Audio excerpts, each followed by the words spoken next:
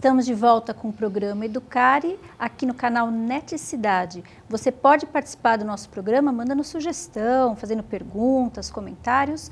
Mande para o e-mail programabc@netservicos.com.br e também você pode nos seguir no Twitter, no programa Educare, no Twitter. Nós estamos aqui hoje com Maria Irene Maluf, que é especialista em psicopedagogia, em educação especial, para falar dessa questão da neurociências, né, da aprendizagem, que realmente hoje é importantíssimo que o professor tenha conhecimento, né, Irene, sim, dessa questão, para poder lidar melhor com o aluno e ser um profissional melhor, né? Claro, a gente tem que imaginar que o professor, ele está ali num laboratório, né? Onde estão se formando centenas e milhares de cabecinhas e crianças que amanhã serão os adultos, né?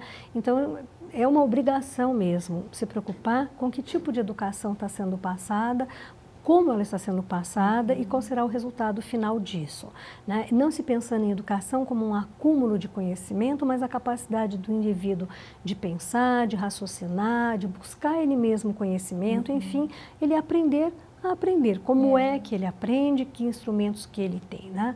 Então, a partir desse momento também a gente pensa, e que instrumentos eu tenho para ensinar, né?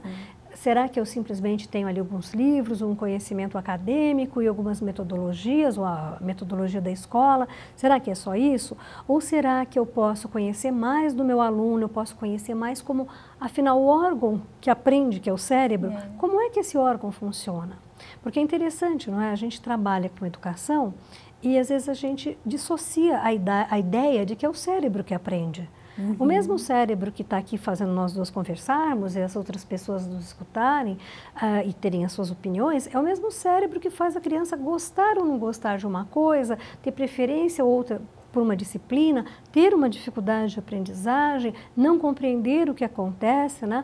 Então, esse cérebro riquíssimo, né, em possibilidades, é com ele que o professor tem que lidar no dia a dia. E quanto mais ele conhecer desse cérebro, desse funcionamento, mais fácil é o trabalho dele, mais rico é o trabalho que ele vai fazer e, com toda certeza, muito mais satisfatório. E hoje se tem muito mais informação a respeito do funcionamento desse cérebro do que se tinha 10, 20 anos atrás. Isso é todo dia. Você hoje dorme achando que está atualizadésima. Amanhã de manhã, você olha lá que já postaram milhares de novos artigos de pesquisa, enfim, montes de coisas que fazem com que você fale, puxa, ontem eu não estava tão bem quanto eu pensei, né? Hoje eu vou estar melhor. E aí você entra naquela questão, que servia para ontem não serve para hoje. Não serve para hoje, né? Então você tem que estar muito atualizado, né? Então hoje a educação, ela não tem mais aquele sentido que tinha em dois aspectos, né? Primeiro, eu fiz X faculdade. Ah, que ótimo, eu já sou X coisa.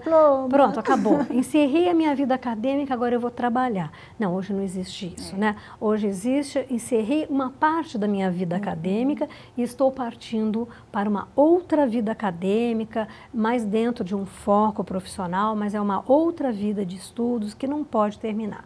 E, por outro lado, a criança também está inserida nisso, né? Então, a criança hoje, ela vai para a escola e ela tem seu laptop. Ela também pode olhar para o professor e interagir com ele, não mediante o conhecimento que ela tem, mas o conhecimento que lhe chega, não é? Pela internet. Então, essas questões e essa abordagem faz com que o papel do professor tenha mudado e do aluno também. O professor hoje não é mais um mero transmissor de conhecimento, ele é sim um agente estimulador do conhecimento, que a criança se interesse, se motive pelo conhecimento, que ela busque dentro das potencialidades dela a forma melhor dela aprender. Então, essa mudança, né, essa mudança de paradigma do professor como transmissor de conhecimento e o aluno como depositário desse conhecimento para passar para a geração seguinte, isso não existe mais. Então, hoje o bom professor não é o que ensina, mas é aquele que ajuda realmente a aprender. Essa frase já foi usada há muitos e muitos anos atrás, mas ela nunca foi tão atual quanto hoje, né? Hoje não tem sentido nenhum um professor contar para um aluno como é que se deu uma guerra. Hoje o aluno tem que pesquisar como é que foi essa guerra, ele tem que ser estimulado, saber, ser orientado como é que ele vai estudar, o que é importante ali, para ele fazer esse estudo dentro de um contexto, né? Hoje não tem nada sem contexto, porque o cérebro da gente não funciona sem contexto. Qualquer coisa que qualquer pessoa vai ensinar para você, ela somente será aprendida se você tiver um conhecimento anterior. O nosso cérebro, ele adora novidades, mas a novidade tem que ter um interesse muito grande, tem que ter um pré-conhecimento dentro de você. Né? Se eu desandasse aqui a falar, por exemplo, de cultura japonesa do século XIV, você ia falar, ué, mas o que ela está falando? O teu cérebro ia se espantar, mas podia não Chega ter... lá, não tem registro, não tem registro, né? E às vezes acontece isso na sala de aula, o aluno se senta e o professor dispara a falar uma coisa que ele mesmo diz. Não sei nada disso, eu estou por fora, não entendo. E ele desliga, né? Então, essa maneira do professor ensinar também mudou, né? Hoje a gente sabe como que o cérebro aprende melhor, que o cérebro gosta muito de novidade, de surpresas, gosta muito de coisas que ele já sabia antes, na verdade quase como se ele reconhecesse o assunto, né? E depois ele pudesse ele mesmo ir investigando por conta da curiosidade, né? E ir formando um conhecimento mais sólido, uma base, né? O cérebro da gente, ele tem características únicas da espécie, evidentemente, né? Mas ele obedece a uma regra geral. Se você tiver até na sua casa um cachorrinho, você vai saber que se você não estimular o cachorrinho com alguma coisa, ele não vai estar atrás de você nem te procurando. Que dirá o ser humano com esse cérebro potencialmente pronto para aprender, né? Não tem como se desperdiçar esse potencial, né? Realmente tem que se estimular e buscar formas. Isso, exatamente. E quando o professor está na sala de aula, olha que coisa interessante, ele sabendo os princípios da neurociência, a neurociência que a gente chama dentro de educação de neuroaprendizagem, ele tem uma oportunidade única de entender como é que funciona a atenção do aluno dele. Como é que ele vai funcionar dentro de uma certa matéria, de um certo conteúdo, para despertar a atenção. Como é que ele vai fazer com que aquela criança memorize melhor? Quais são os tipos de memória que serão usados ali naquele momento? Como é que ele vai atiçar isso?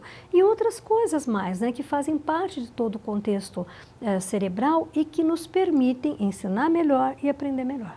E tem até o curso de pós-graduação que você coordena, né, em neuroaprendizagem, onde o professor vai ter toda essa abordagem das neurociências ligada à aprendizagem. É interessante, né, que a gente vê que os professores que procuram, né, assim como a gente mesmo quando começou a procurar isso, as pessoas ficam espantadas de ver, porque parece uma janela. Quando ela entra, ela vê que é um portal.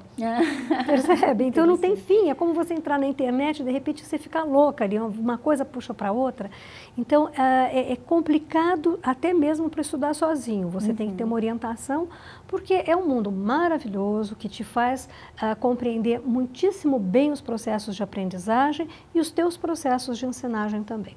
E sempre quando a gente busca uma especialização, eu mesma fiz psicopedagogia, às vezes eu pensava assim, nossa, eu tinha que pedir desculpa para um monte de aluno, né? Mas assim, não porque a intenção, porque muitas vezes a intenção do professor é muito boa, né? Ele não faz assim, vou fazer, acordei hoje porque eu quero, vou atrapalhar meu aluno, vou fazer com que ele não aprenda. Pelo contrário, a intenção do professor é muito boa. Mas às vezes ele erra ou ele não acerta, não sei qual que seria o mais politicamente correto de se dizer, por falta de conhecimento. Sim. Né? E falta de instrumentos que operacionalizem o trabalho dele, né? Então é como que se de repente a gente tivesse um aluno do século XXI, né? E um professor que ainda foi formado no século XX. Então, a gente tem um aluno ligado na tecnologia, ligado numa série de movimentos, né, que para eles faz parte realmente, né, da vidinha deles, assim, do corriqueiro deles, e um professor que não pode estar engessado, não pode estar diante de uma lousa, não pode mais estar olhando o aluno como ele mesmo foi olhado, né? Porque hoje o aluno é do século XXI e o professor, para ter o cargo de professor hoje, ele foi formado no século XX. Então, atenção, nós precisamos nos reciclar, precisamos fazer aquela aprendizagem continuada, né, para que a gente possa ter melhores instrumentos de ensinar e de aprender. E mesmo essa questão que você colocou, do quanto o professor tem que estar todo dia buscando novas informações, né? Porque a gente teria que realmente reformular esse curso de formação de pedagogia, né? Mas mesmo assim, não dá para falar, fez o curso, ou mesmo que se reformule, vão fazer 6 anos igual a medicina, por mais que se faça, não é possível. você não vai. Num médico, você falar, ele se formou há 30 anos atrás e nunca mais foi num congresso, nunca mais buscou novos medicamentos, novos tratamentos, né? Então, é a mesma coisa, está lidando com gente. Né? Exatamente. E por que a pedagogia não tem essa mesma ideia, essa mesma mentalidade, né? De se reciclar, de precisar colocar novos instrumentos na mão. E mesmo uma especialização como a psicopedagogia, né? Que costuma se ater muito à linha da psicanálise, que é maravilhosa, que ninguém descarta. Mas a ela precisamos juntar outros saberes para aprofundar e alargar mais ainda o conhecimento do psicopedagogo. Né? Porque ele está trabalhando, mais uma vez, com o cérebro, né? E é compreendendo esses percursos todos que o aprendizado faz do cérebro, né? Como é que a aprendizagem se dá, como é que se dão os bloqueios, os transtornos do aprender, que ele tem instrumentos para ajudar a criança a superá-los. Muito importante. Para os pais, no geral, a gente está falando do professor, para os pais também ficar atento, também conhecer melhor essa criança, como ela se desenvolve. Importante, né, Claro Irene? que sim, é muito importante. Mesmo que a criança não tenha nenhum problema, é importante, você partilha melhor até mesmo, né, daquele convívio, você entende melhor as fases do desenvolvimento, você entende melhor os saltos, não é que a gente diz que as crianças de hoje em dia dão, você começa a compreender melhor. Né? Porque você começa a entender como é que naquela idade se dão determinados processos. Então hoje, por exemplo, a gente sabe que existem janelas de oportunidades. O que significa isso? Que em determinadas idades é mais fácil você aprender determinadas coisas. Não é que depois você não aprenda, mas você aprende com mais dificuldade, demora mais tempo. Né? Então, se o pai sabe que o filho está na idade ótima, por exemplo, para aprender o idioma estrangeiro, por que ele não vai aproveitar aquele momento, não é mesmo? Não vai priorizar o aprendizado do idioma estrangeiro em detrimento, às vezes, até de uma luta ou até de um outro esporte. Então, é algo a mais que dá para os pais segurança de que eles estão educando no caminho certo. Muito importante essa sua dica, Não é Irene. verdade? Olha, e os pais, os professores, enfim, as pessoas que quiserem entrar em contato com a Irene, saber mais, pode mandar e-mail para irenemaluf@uol.com.br. O telefone para contato é o 11 3258 5715 e também o 9413 9046. Maria Irene, muito obrigada, parabéns pelo trabalho, espero tê-la aqui em outras ocasiões. Com certeza, eu agradeço muito o convite e espero voltar realmente. Obrigada. Obrigada a você que esteve conosco, nos vemos na próxima semana. Até lá!